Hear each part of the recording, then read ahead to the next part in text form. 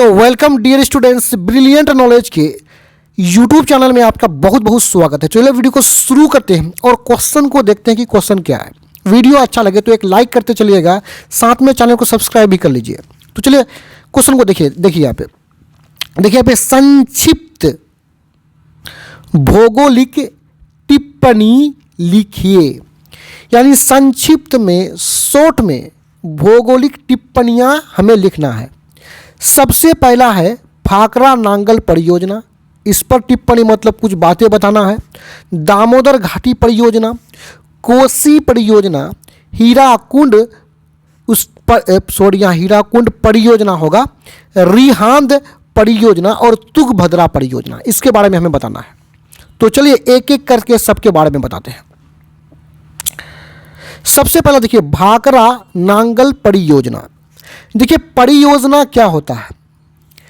देखिए जब हम नदी के जल को बांध बना करके रोक लेंगे तो इसी को हम परियोजना बोलेंगे।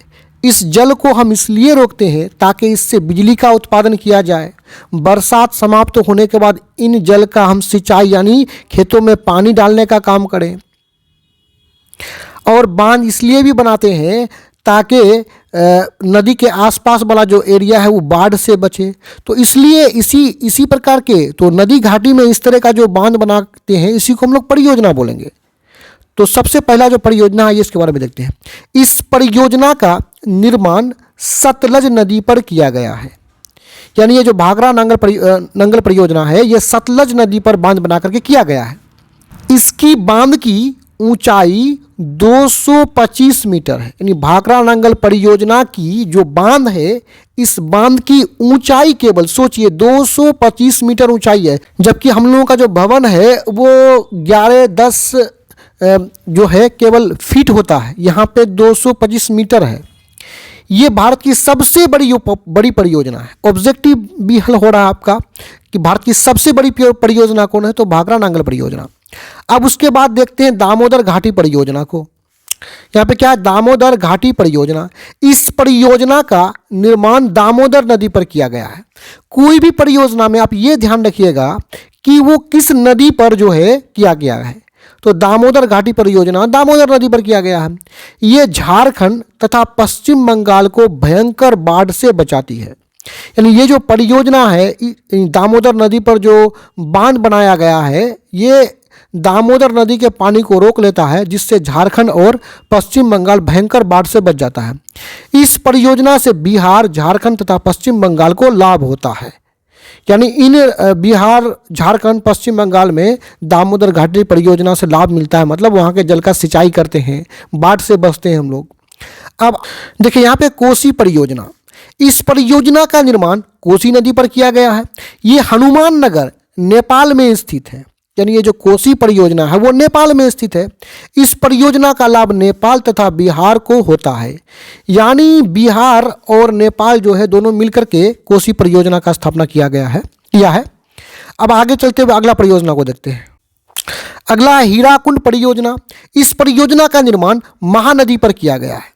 इस परियोजना का निर्माण महानदी पर किया गया है जो उड़ीसा में स्थित है। दो ऑब्जेक्टिव सॉल्व हो रहा है। एक तो हीराकुंड परियोजना महानदी पर इसको स्थापित किया गया है और दूसरा ये जो हीराकुंड परियोजना है ये उड़ीसा राज्य में स्थित है। ये विश्व का सबसे लंबा बांध है।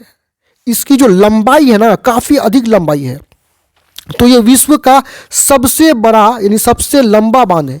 इस परियोजना से उड़ीसा तथा उसके आसपास के क्षेत्रों को लाभ होता है।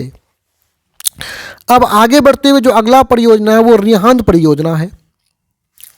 देखिए रिहांद परियोजना, इस परियोजना का निर्माण सोन नदी की सहायक नदी रिहांद पर की गई है। यानी रिहांद परियोजना में बांध किसमें बनाया गया है, रिहांद नदी पर।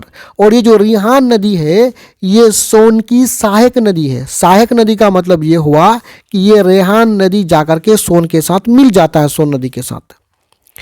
आगे देखिए इसके अंतर्गत मतलब रिहांद परियोजना के अंतर्गत उत्तर प्रदेश में 934 मीटर लंबा बांध और कृत्रिम झील गोविंद बल्लभ पंत सागर का निर्माण कर बिजली का उत्पादन किया जाता है।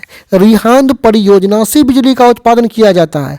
और एक बात और ध्यान रखिएगा, इस परियोजना के अंतर्गत 934 मीटर एक लंबा बांध बनाया है और एक कृत्रिम झील। देखिए, झील किसको बोलते हैं? जहां पानी ठहरे, यानी बहुत बड़ा ऐसा एरिया जहां पे पानी रुका हुआ है, उसी को हम लोग झील बोलेंगे।